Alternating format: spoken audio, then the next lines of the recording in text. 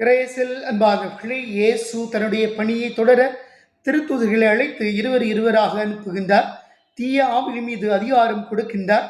இறை பணியின் பயணத்திற்கு கைத்தடியும் மிதியடி இரண்டும் போதும், வேறு எதையும் எடுத்து செல்ல வேண்டாம் என்று கூறுகிறார்.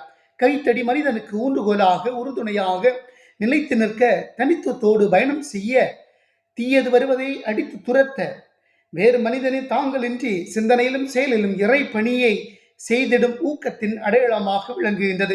மிதியடி ஒரு மனிதனின் மதிப்பை, சுயமரியாதை, கௌரவத்தை எடுத்துரைப்பதாக அமைகிறது. இறைப்பணியை செய்கின்ற ஒவ்வொருவரும் இறைவனின் துணையை நம்பி சிந்தனையிலும் செயலிலும் மேன்மையோடு மதிப்போடும் நிலைத்து நின்று பணி செய்ய அழைக்கப்பட்டிருக்கின்றார்கள். இந்த இறை அழைப்பினை மேன்மையை உணராத, மதிக்காத, ஏற்றுக்கொள்ளாத, செவிசாய்க்காத நபரைய ஊரைய கடந்து செல்லுங்கள். காலின் தூசியை உதறிவிட்டு செல்லுங்கள். இயேசுவின் அழைப்பை ஏற்று மேன்மையோடும் மதிப்போடும் வாழுங்கள். இறைப்பணியை செய்யுங்கள்.